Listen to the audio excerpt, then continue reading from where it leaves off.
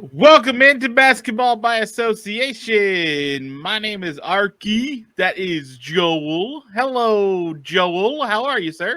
Hello, Arky, and this is episode 86 of Basketball by Association. It's great to be back after a hot minute, and we're going to roll the dice here on naming this episode. Okay. It's episode 86. Oddly enough, there are two players in NBA history who have worn number 86. Even far more oddly, both of those players wore 86 in the exact same season. And it wasn't that long ago. I just don't understand. Okay. In fact, it's so weird, I almost don't want to understand why in 2011 on the Boston Celtics, both Semi Erden and Chris Johnson wore number 86. Like, what happened there? They were short on jerseys. They took the stitching off of the one guy once he, I don't know if these were a couple of 10-day contracts, although Erden did have an actual contract with them for a while. I don't recall on Chris Johnson. Nonetheless, I'm very confused. I'm sure there's a fun little story in there, but you know what? For the sake of time, I just don't want to do it. I just don't want to name the episode after Semi Erden or Chris Johnson. So here's what we're going to do. The 1985-1986 Rookie of the Year, because we're not going to go MVP. We've already had Larry Bird before. But the 85-86 Rookie of the Year, I think you know full well. You should know full well. Would you like to take a guess who we're going to name this after? Yes, your hint is you should know full well because it's a Knicks guy. I will be honest with you, and I will go ahead and let you say it because I spent the last 30 seconds looking up the number 86 story for the Celtics, so I'm not 100% sure what you said. Someone's on the Knicks that was in 86. Yeah, here's the thing. In 85-86, the envelopes ran cold, so the rumor says it. But what was the first part of that? Who's our Rookie of the Year in 85-86? Our Rookie of the Year in 85-86 is a Knick. Georgetown's own Patrick Ewing, All right, it is the Patrick Ewing episode.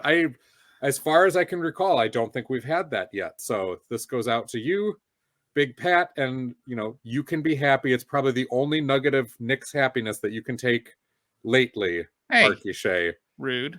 They're under 500. So it's only December. They were supposed to be NBA champs, is what I was told, and now they have yet again a nearly identical record to the Timberwolves. So no, it is identical. They're both 11-12 at this point. You and I will see each other in the NBA final. The finals aren't played in December. But the difference is my 11-12 team is sitting in the 9th seed and a possible play-in. Yours is sitting outside of the playoff field at this moment. You call me when the playoffs start. We'll see where these teams are. Both teams are hosting. I'm just saying, the Thibs sophomore slump is a real thing. I've been warning against it for a while. Well, there is some slumpage going on right now. It's a little more than just Tom Thibodeau this time. But we can get to a moment of that. So this is the Patrick Ewing episode. This is it. Let's do it. And I could not find a real good story about why there were two number 86s in the short amount of time on the same team at the same season. But I did find photos of them both wearing the jersey. But I did not see the back of their jersey, so there may not have been names stitched on the back of the jersey. It may have been just said player one. It may have been the exact same jersey that they wore. You're right. Okay, I think the big story I wanted to ask you about coming into this week was last week there was a lot of hullabaloo about the two best teams in the NBA. They were both in the West at the point.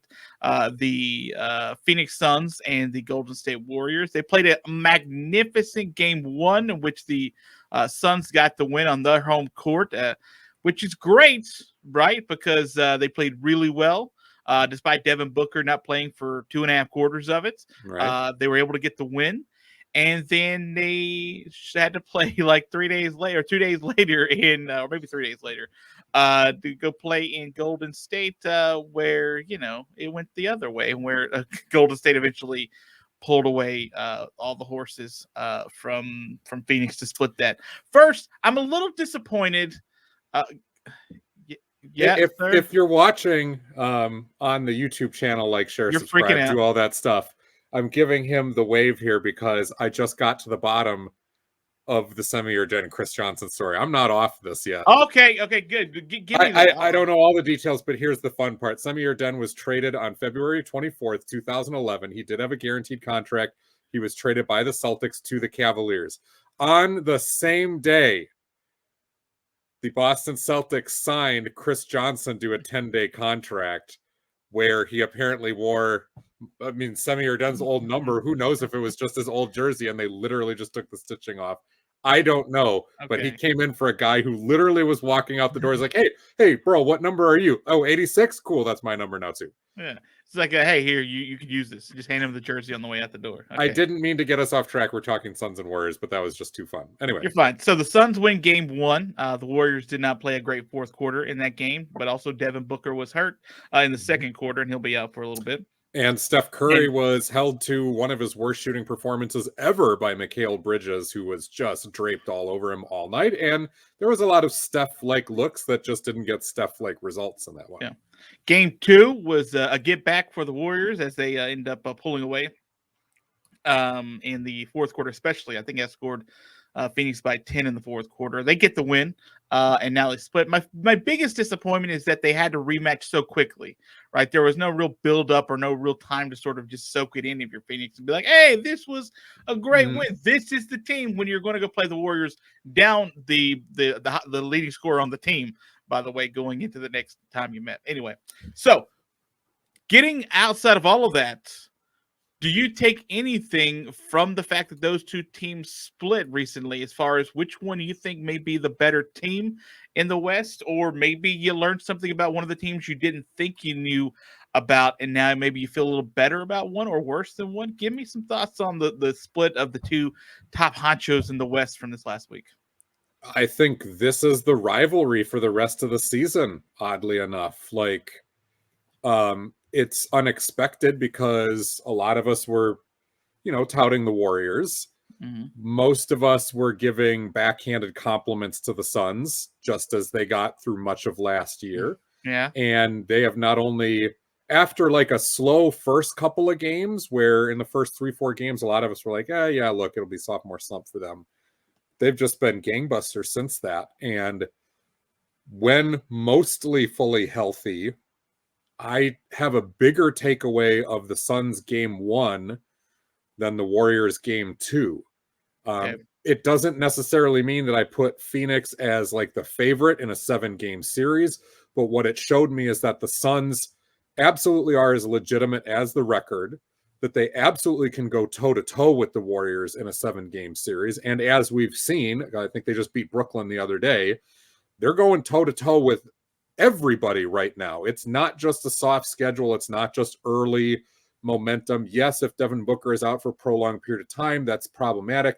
But remember, a lot of this winning streak included a DeAndre Ayton who was just completely out of the lineup or in and out of the lineup, and JaVale McGee was having to fill in. So there's the continuity factor that's there. It's the fact that the pieces all fit last year, that they just don't make a ton of mistakes. That's the Chris Paul effect. Mm-hmm. You've got a number of different guys who are comfortable in the clutch, but also comfortable being unselfish in the clutch. And that makes them really unpredictable. We've talked in the past about the phenomenal backdoor cutting that you get from the Suns, especially from Bridges being able to play above the rim. Jay Crowder is still a very sneaky backdoor cutter who can pop the three a little bit. They've got a just deep enough bench that I don't worry about them, barring, again, somebody like Booker being down, and then, Landry Shamet gets the start, and you'd much rather have Shamet coming off the bench. So that's my takeaway, is that these are the two teams in the West. You look at the rest of the Western Conference, and everybody's just kind of chugging along, barely above 500, with the exception of the Utah Jazz, who they're going to get backhanded compliments from here to eternity until they prove that they're more than just a good regular season team. Everybody else is right around 500, and the Suns have now gone toe-to-toe with all of the top teams in the league pretty much and shown that they belong. I think a couple of things here. One, there's teams like Denver, who's, for crying out loud, they've lost 7 of 9. That's not something that I expect to be a trend throughout this season. But I also think that this season is and I'm starting to believe more and more of this the more I actually watch of the games, is that it does kind of feel like, unless there is some something to prove for some of these players and or teams, or there is a big time matchup that is seen as one player's or one team's eyes, for example, that this feels like there's, for a lot of teams that have played a lot of basketball over the last 2 actual calendar seasons, that there's some fatigue. Like there feels like there's a little bit of like mental fatigue.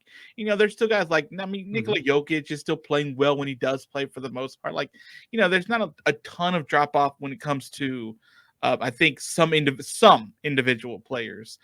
But I think there are a lot of players who are having some statistical drop offs, who aren't playing nearly as well, who may not have something to prove right now, who are just sort of getting through the early part of this schedule because they know, I mean, you got a long way to go yet. We just got to December. I mean, these guys have been playing so much basketball that, it's been a nightmare trying to bet these games out there because it's so difficult to sort of figure out that and the new rules as far as the I was just going to bring that up. Yeah.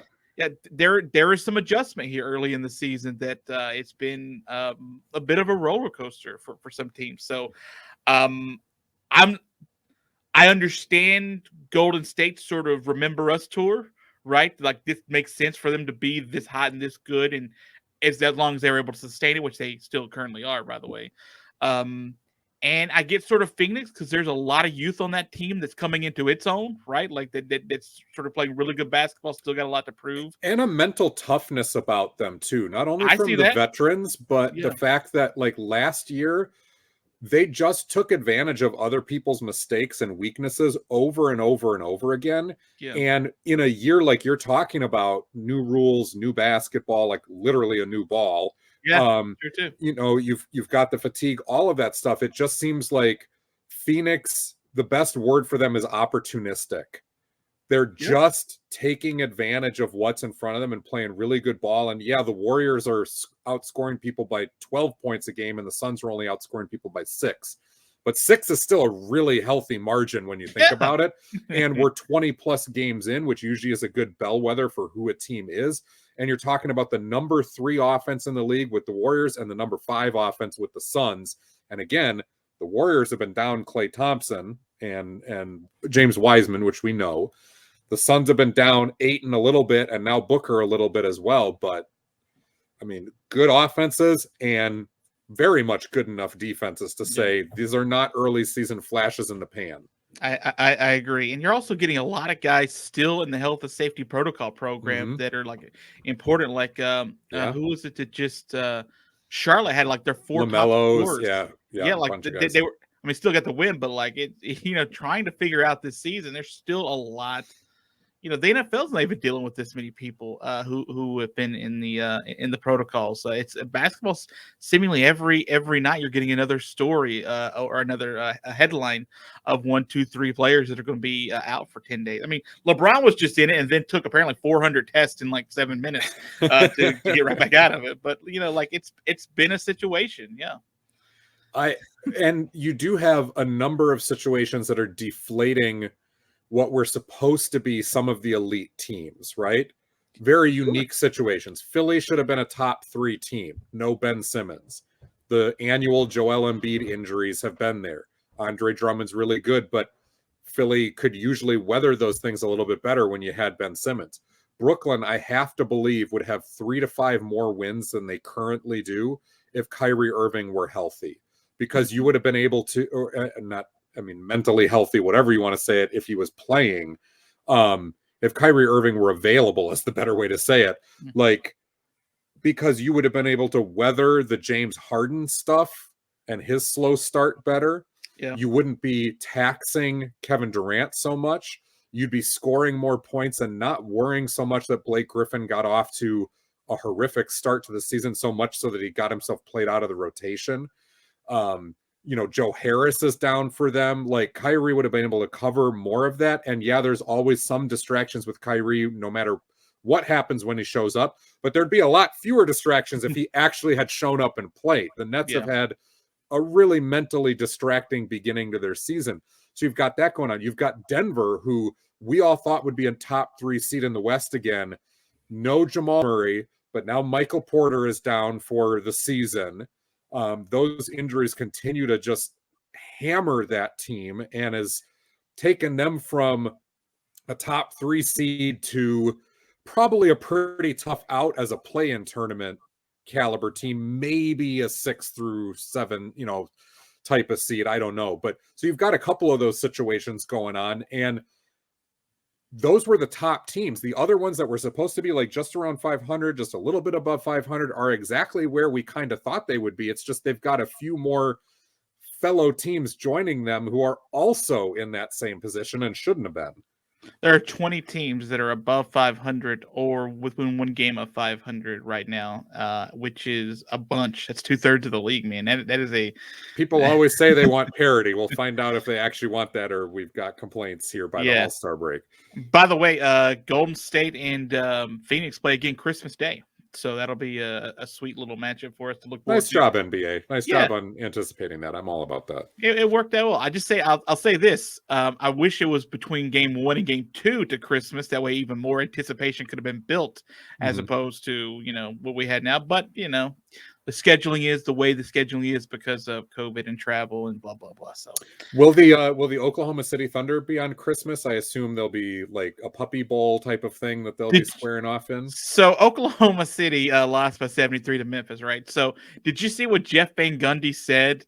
I did not. I just know that they lost to Memphis, who good scoring team, number 6 scoring team in the league, but a Memphis team that did not have Ja Morant, their leading scorer and offensive engine, who we have detailed that in detail many times.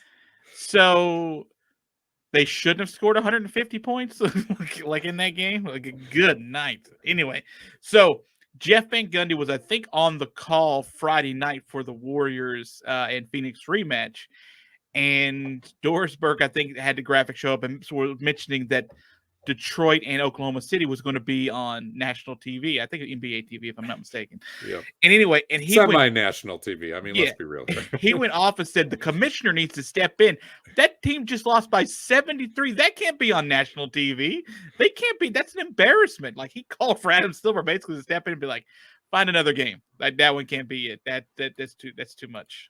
Which I mean, not the most wrong he's ever been.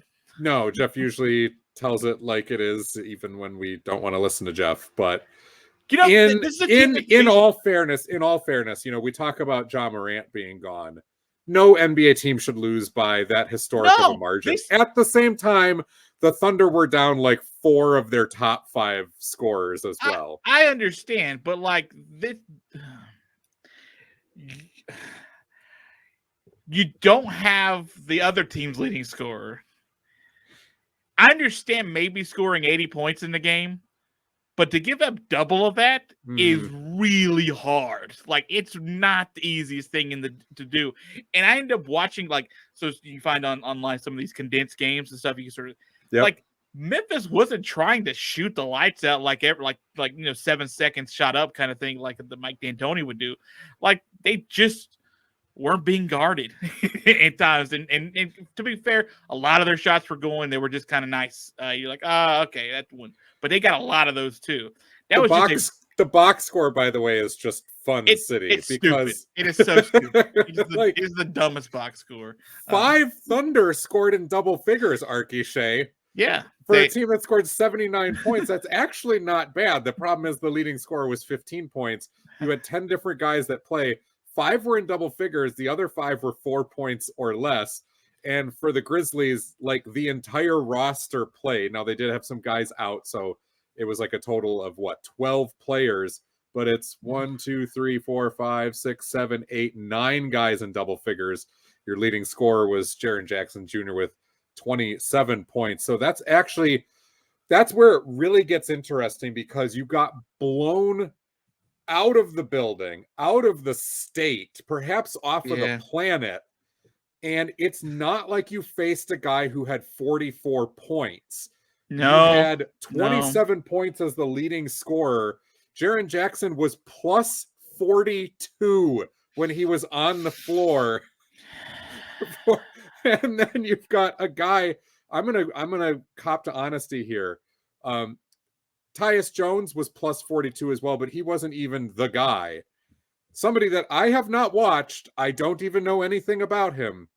Santi Aldama played 28 minutes in an NBA game, scored 18 points, had 10 boards, and was plus 52 for the night. How do you? That's got to be like. There are some stats that are like, okay, throw that away. That can't mean nothing for this team. That's just Anthony Melton plus 46. Like there were just certain guys out there who were playing against folding chairs from the looks of it. It doesn't make any sense. Probably 7 months ago, this team lost by 57 in a game too. So like it's weird because you called this team a G League team, and I get it, right? Like I totally get it. This was worse than a G League team a couple of nights ago. And it's a team that has won 6 games. Like they beat the Lakers twice. I'm impressed that the Thunder and the Rockets at this point. The Rockets are hot.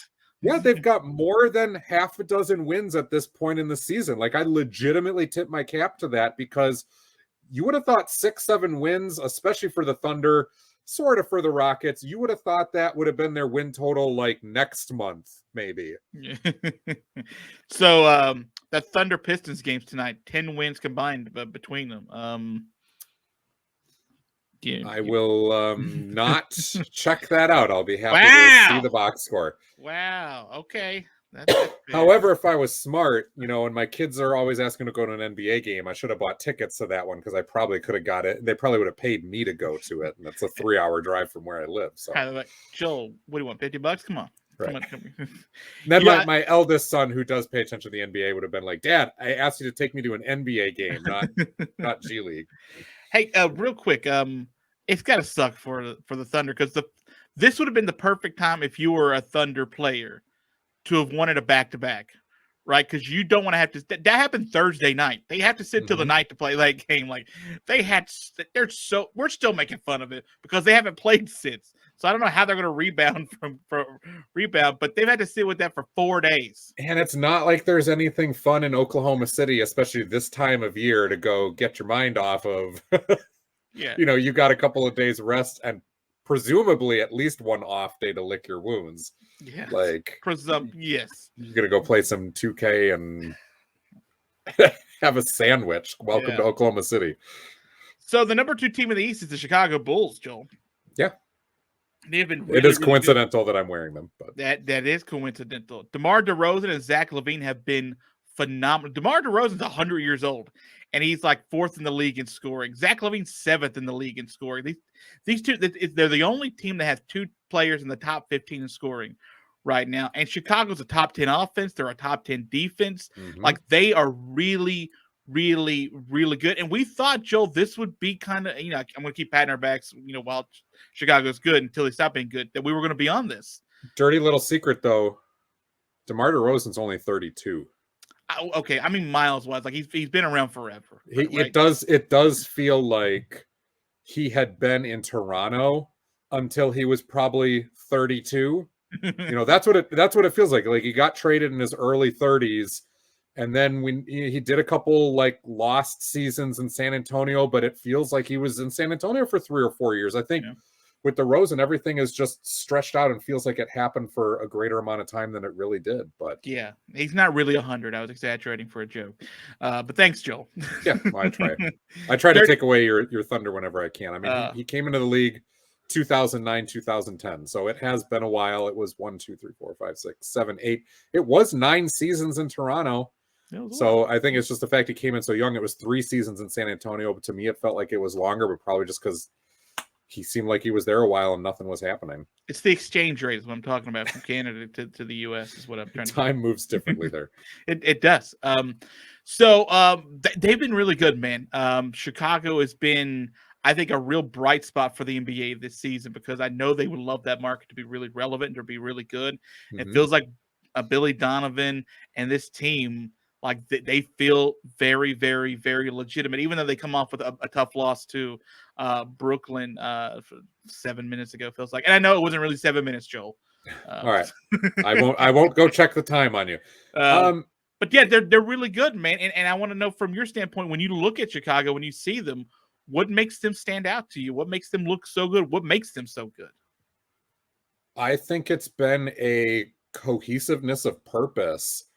They just fit. We said that on paper. We said that early season, but they've been winning. They've only gotten 17 out of 24 games from Nick Vucevic, who still is out. They only got Yeah. 5 games from Patrick Williams, who, though not a big stat stuffer, was a nice energy glue guy who filled in a lot of blanks for them in that starting lineup. We had concerns about their depth, especially I did going into the season. And yet, despite those continuing concerns, um, they just continue to know when to get the ball to Zach and let him take over, know when to get the ball to DeMar DeRozan and let him cook. Both of those guys have been very efficient playing within themselves, not trying to do too much. You've got Lonzo Ball and Alex Caruso both in different ways, but as big guards being like the perfect wingmen to Zach LaVine, who we know for all of his enormous talent, and he is a better defender this year than he's ever been. Big props to the growth and the focus that he showed, but he's not a defensive player. And yet you put another big guard next to him, and Caruso's been an absolute defensive wrecking ball. I mean, he is leading the league in steals, which is the easy one, but the number of help plays, of deflections, of just chucking somebody as they come into the lane, and then being able to get out and run and finish a play, it's different than what Lonzo Ball does. Ball is bigger, but he's also good at anticipating things on either end, just as we know, fantastic lob thrower and all that other stuff, but good defensive rebounder, good at just kind of knowing where to be and playing within that system. He is playing like a veteran on the defensive end. And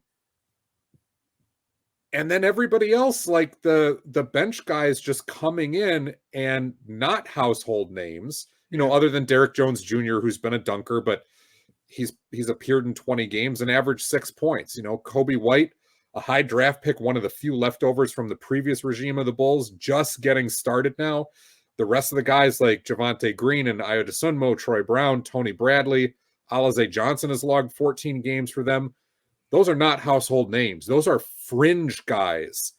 And yet they've stepped in and played within themselves. And I think that goes back to a hallmark of what Billy Donovan did in Oklahoma City, where he had like his couple top guys in Westbrook. And I think Durant had left by the time Donovan got there. He maybe got one season with them. I can't remember, but you still had Steven Adams. You didn't have a lot of star power outside of that. Paul George did show up during that point, so Durant would have been gone. But the Thunder just were able to plug in lesser guys and keep chugging. They didn't have the playoff success that they wanted, obviously, but they did overachieve for what they should have been, especially after Russ left and things really started to lessen. They were still competitive during the Chris Paul season, and with Shai Gilgeous-Alexander arriving, they were way more competitive than they should have been and a playoff team. And so, again, I give big props to the players for being locked in, but I think this is one of the hallmarks of good coaching and one of the things that Billy Donovan has brought to his team so far. By the way, that's another guy who's having a really good season too, and Shai Gilgeous-Alexander is having a really solid season. More from him at another point. Yeah, what I was thinking a lot about the comparison you just made. This feels very OKC-ish, right? Like this does sort of feel like when Billy Donovan can be good, you get two scoring studs and you get a bunch of other guys who play the way they play. Now, trying to figure out whether DeMar DeRozan was going to stay a scoring stud the way he is. I mean, he's been insane so far to start the season, a really good start to the year.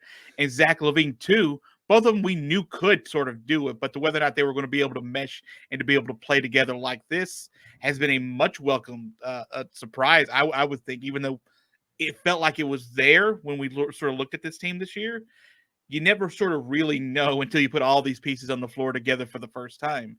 And like I said, they've been more than more than what I've expected from the Chicago Bulls so far this year. They're It's a team. It's a team that more often than not, when you watch them, and the numbers bear this out, more often than not, does the right thing on offense and especially defense, which is where there were going to be major questions when you've got Zach LaVine in a lineup. Nick Vucevic isn't a great defender. DeMar DeRozan is all right. And then you looked at it and you said, all right, Ball and Patrick Williams are going to have to do a lot of heavy lifting, and you're going to need Kobe White to come back. You're going to need Alex Caruso to have not been a flash in the pan with the Lakers. And most of those things have all broken right. And they just don't make a ton of mistakes. I mean, I'll even add on to that. Like, this isn't a team outside of their two stars that really stands out to you. Like they don't lead, they don't stuff the box score numbers with a bunch of stats. They're not leading the league or top 5 or 10 in most statistical categories. Yeah, they're top 10 in scoring, and that's about it. Right? Except for they take almost the fewest amount of threes in all the NBA, but they make them. They're top 5 in the makes in the league. They shoot pretty efficiently from the field. They shoot 47% from the field, which is, I think, second or third in the league. They've got the fourth best points differential, which is the impressive part to me. It just seems like all the little things they do well enough within themselves to win, and it's not sort of a flashy, like, we're going to beat you by 30 every single night because we got a bunch of high flyers and a bunch of three guys. It just feels like a bunch of guys that sort of know their role. You got a couple of guys who can sort of take over a game whenever they need to be doing so, and that's sort of how this team's going to be. You sort of make it with the little things, the good defense on the other end. They're good. They're obviously a good defense too, but like there's nothing statistically like great about them. They just play really sound basketball, and they play within what Billy Donovan has there as a really good system so far. Yeah, you're right. And looking at the defensive numbers too, everything is just above average. They've got the 7th best defensive rating, but there's no single category that's like really pulling them up to that point. They're just there, above 15th in everything and scraping the top 10 and everything. And then the offense, like you've said, is good enough. And as long as they stay healthy, and it's going to be super helpful when Vucevic comes back, Zach LaVine, when healthy, we know can keep up this pace and keep scoring.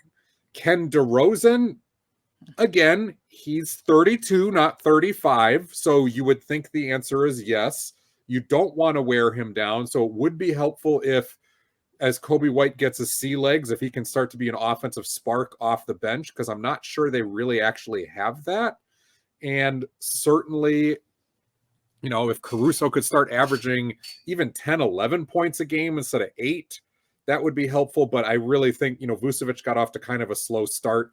If you can get him up to about 20, he was at 15 before he got hurt. You can get him back up to around 20, which is typically where he's been, and not ask DeRozan to have to score 25 points a game because other guys are covering. If he's back down into that 20 range, I feel that's very sustainable then, because you don't want him to wear down on the offensive end and then start to slip defensively because he's got to take plays off. Because as we've said, this is definitely a bit of a top-heavy team, and it feels like they're playing at their ceiling already, which is a little bit scary. But the good news is, like, Vucevic still has to come back. You still have that reinforcement over the horizon. That's what I was going to say, is like they may be playing at their ceiling now, but help is on the way.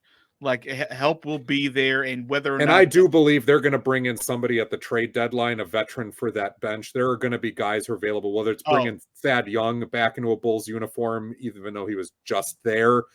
Somebody that can give you a little bit of punch and, again, be another do the right thing type of guy. They're going to find that at the trade deadline. Yeah, this is the perfect... Like if they had started, 10 and 12 or something, it's a little different than the fact that they look like that this is a season to go sort of start making a run for it. And not only do you have some nice youth there for the core of this team, and you also got some nice veteran leadership there too. Why not go seek out an older bench guy to sort of help you when he gets to, which we will need with the depth wise when the going gets tough. So the Knicks aren't great right now. I wanted to ask you this, because you've said before, Tom Thibodeau, grinding you down kind of thing. I get it, right? And it's not as if the Knicks are getting blown out every game. They're playing strong for the most part. Almost beat the Bulls a couple of nights ago, but almost doesn't count, right? Whatever. So I think the biggest disappointment clearly is Kemba Walker. And the fact that Tom Thibodeau feels like he needs to be able to pull him out of the regular rotation because he's not playing nearly as well as the Knicks would hope for.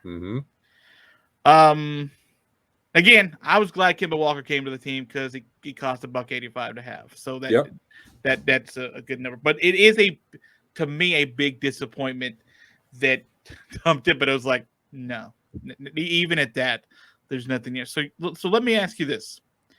Let's say Kemba Walker can't be a significant piece. It's not significant. A nice fallback piece, an additional piece to this team. Do you think it would limit how far New York can go? Absolutely. I think they made a roster mistake, even though the price was right. The Knicks never make those, though. The mistake was believing that Kemba Walker at this point in his career, with just a different change of scenery, was somehow going to get healthier and more spry and could be a starting point guard in the NBA. He cannot.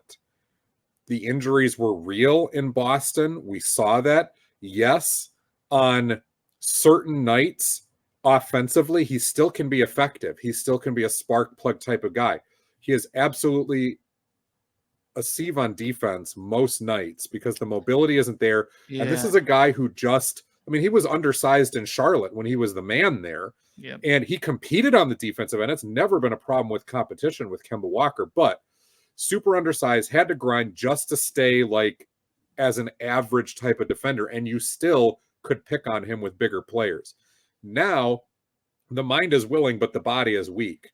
And Kemba Walker is not a starting point guard in the NBA. He still has a role in the NBA, which is to be a bench spark plug guy as your backup point guard to come in and play limited minutes. And on a night where he's, giving you some pop in the lineup, you keep him in maybe in crunch time, but you got to protect him otherwise. The problem with the Knicks, though, is they already have not one, but two other players who do exactly that same role. There was already a problem with, hey, look, Derrick Rose is really good. He's been really effective. He's a fun story. He's a good veteran to have on this team. But Emmanuel quickly seems like he does basically exactly all of those things and is younger and maybe has a higher ceiling if you can develop that. But of course, Thibs loves Derrick Rose because Rose is a Thibs guy and he's a veteran who makes fewer mistakes than Quickly does. So Quickly already had a problem getting minutes by the end of last year. And we knew that was going to be a storyline coming into this season. Thibs got a little bit creative in playing them together. Rose has shown that he doesn't just have to play point guard, which is great.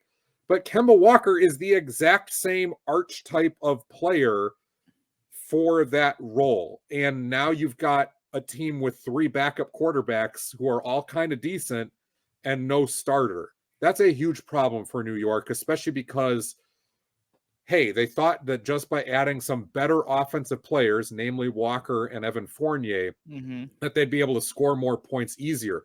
The problem is Fournier's been on the decline offensively for a couple years as well, probably better suited coming off the bench. We said all the same things about Walker. So really, you're just kind of back to a little more punch out of your bench, but you're having to start those bench players instead.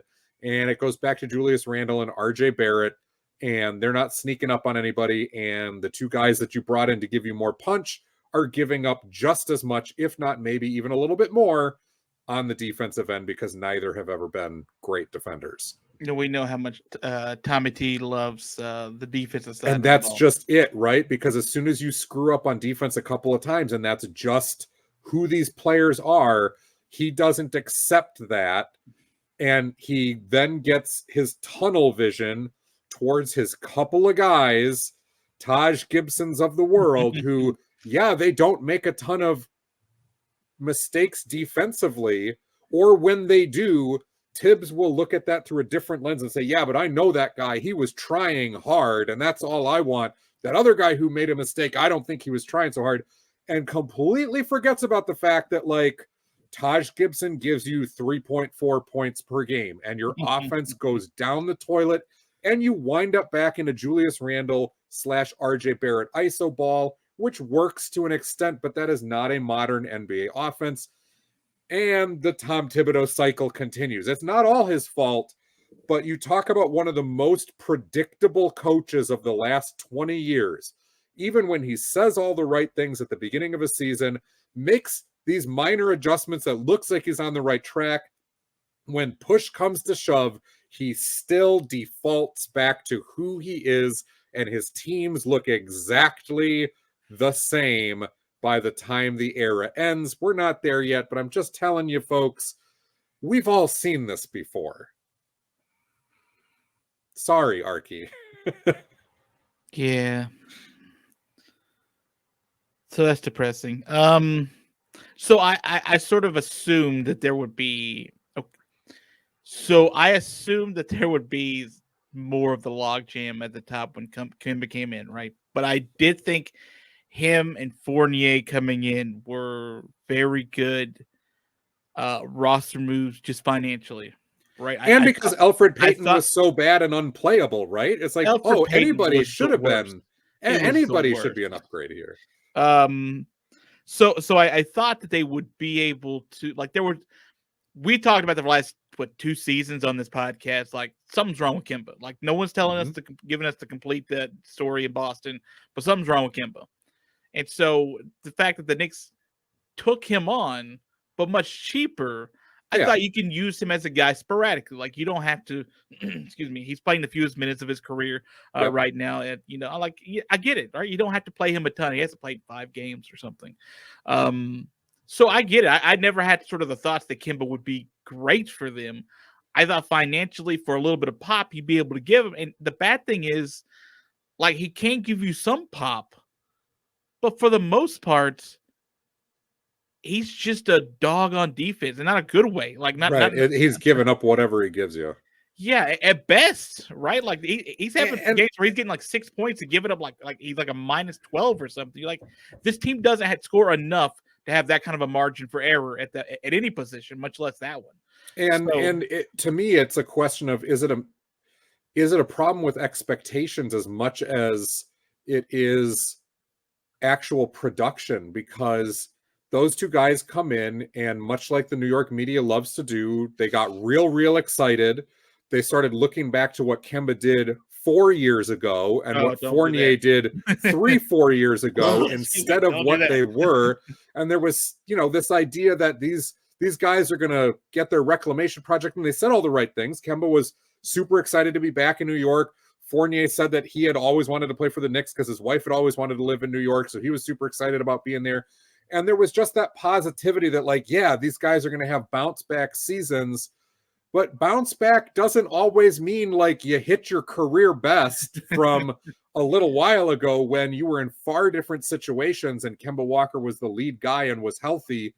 And, Fournier has always been more of a gap filler than an actual star.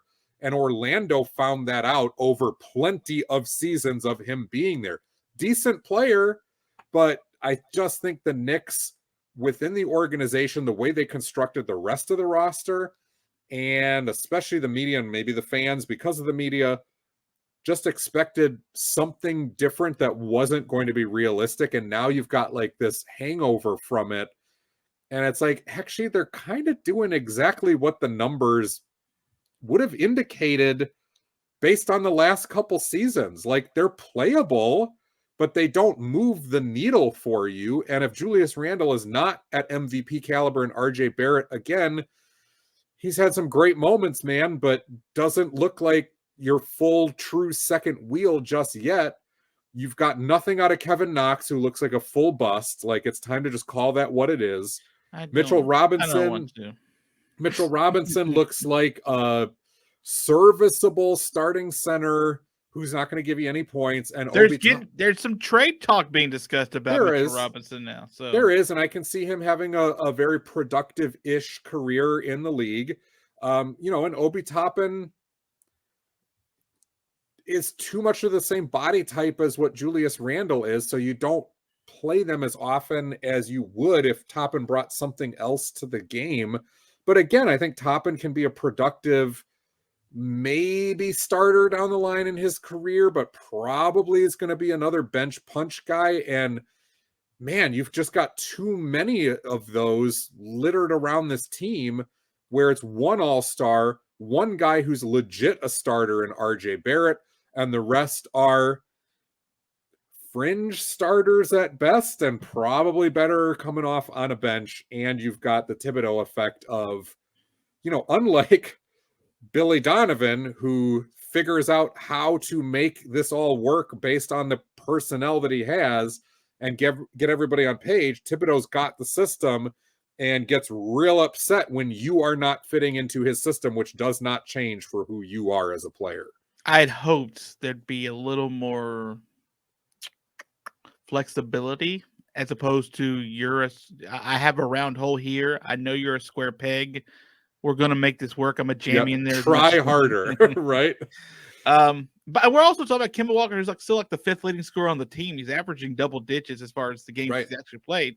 It's just and listen, I'm not saying Kemba Walker is no good. I'm saying Kemba Walker is not good for Tom Thibodeau right now. That's why, because he's a one-way player. He's a limited one-way player. That's why Thibodeau said I'm taking him out of the regular rotation. And by regular rotation, I mean he hasn't played since Thanksgiving. So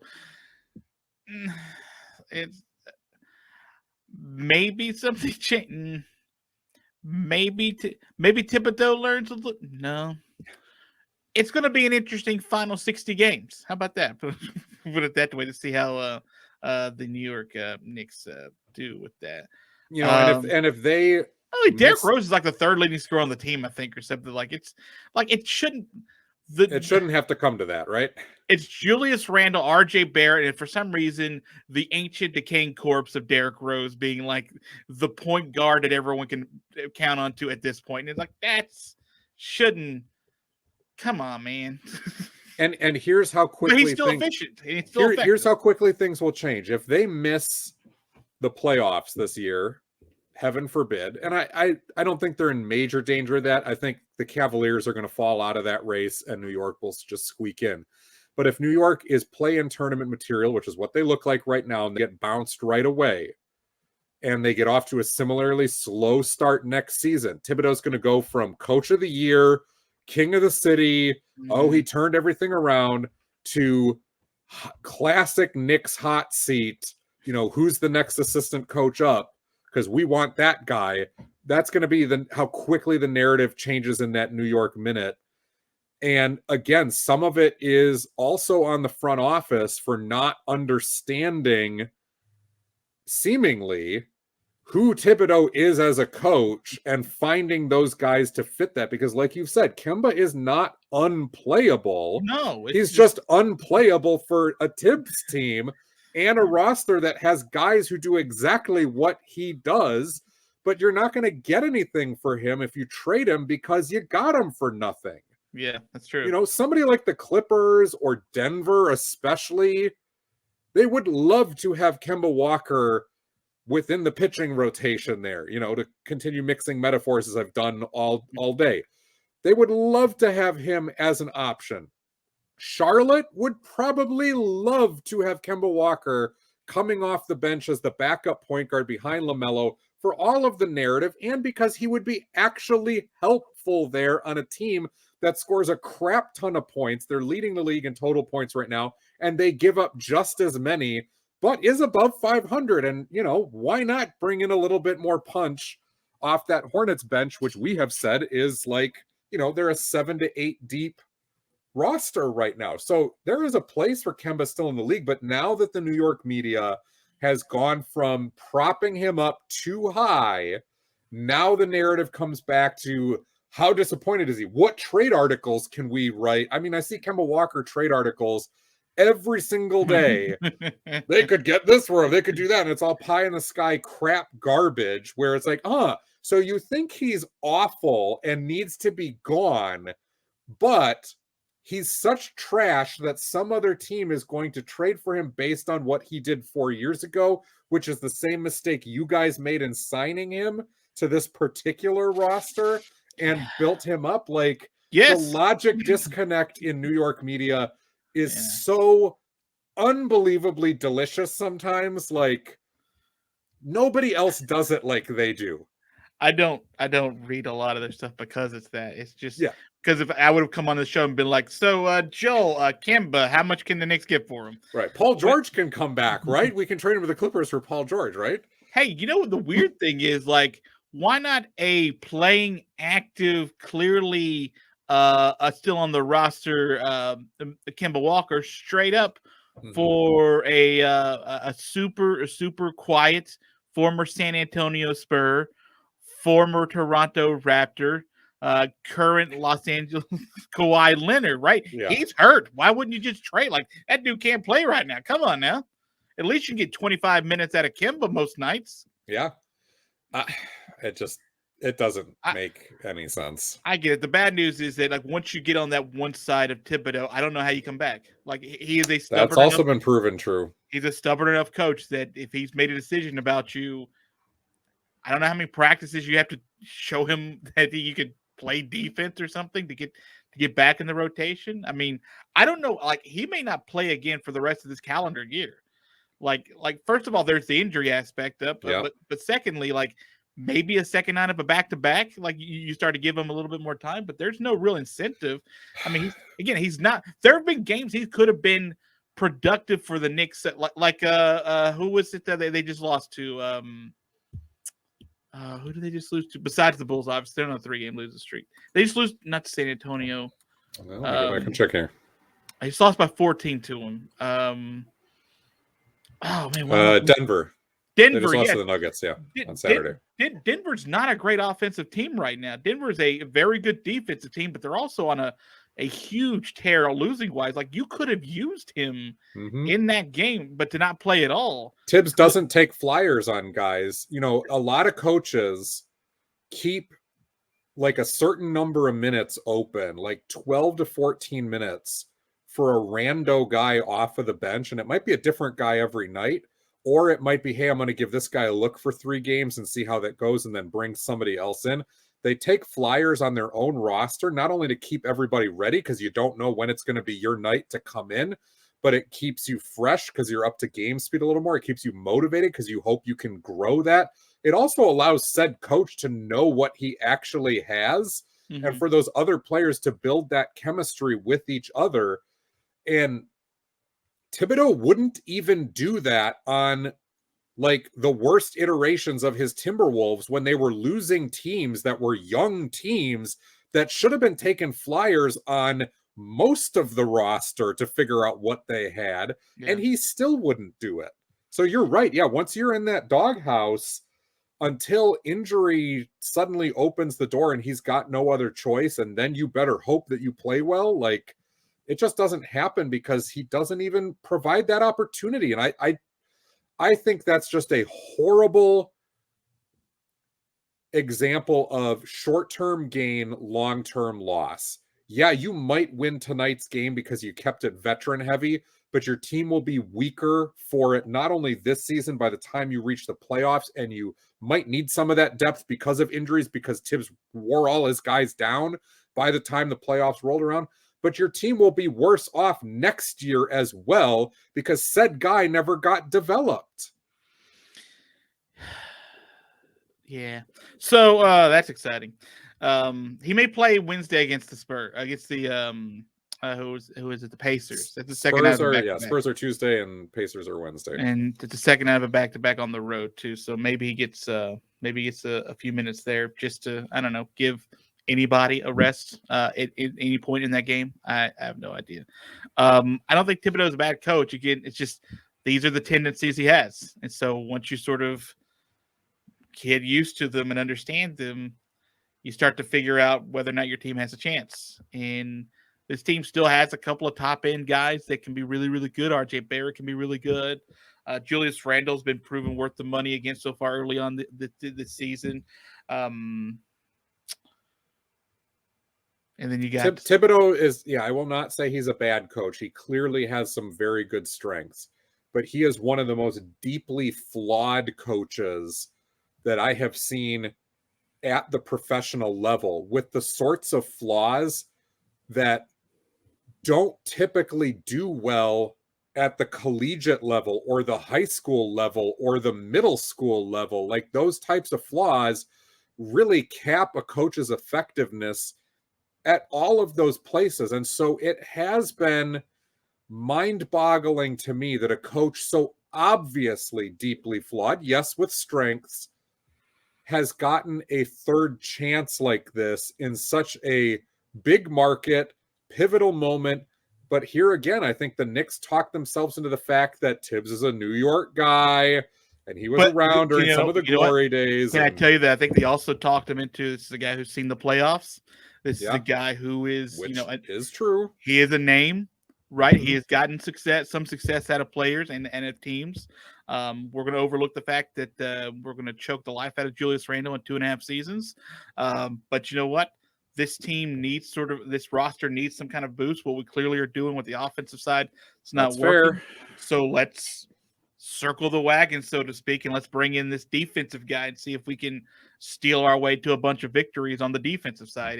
And they have, for the most part. They got a really good season last year. And this year, I'm not sure offensively they played to deserve the 11 wins that they have, but just a measly 59 games to go. That's all. 59 sweet games. It'll feel like 89 by the time you're done with it. Joel, I can't tell you how, and then we'll leave on this. I can't tell you how conflicted I am to win some of these games finally, but also to be like every possession nerve-wrackingly like holding my knuckles and white knuckling it, just to be like, why is every possession this important? It's never this important to anybody else. Why is it so? Why is every single one come down to that could be the game? That could be the game. In the second quarter, I'm just like, don't know if they can come back from that. And I've been here as someone who has experienced this firsthand. It's a unique moment in our collective fandoms that I can say it's kind of like dating a girlfriend that your buddy also dated previously, and he's like, well, she's all right, and there's some really good things, but I gotta warn you, man, like I just gotta warn you, XYZ is going to happen. Yeah.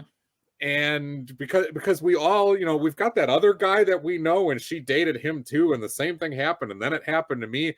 I'm just telling you, man, it's gonna happen. And you're in that honeymoon phase last year. Like, no, she's changed.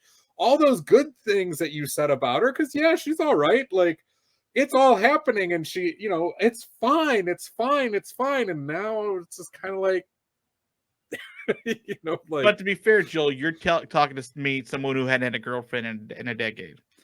So that's kind of where I was coming from with that, which is that's a wonderful point too, right? Yeah, the well has been dry. To overlook those flaws. Yeah, the well has been dry, so you know what? She may be crazy, but that's fine. That's fine. At first, I thought you were getting on me for mixing metaphors, but actually, that's perfect. That's the perfect capture. The Knicks were kind of the person who hadn't been dating in 10 years and was willing to roll a dice on that.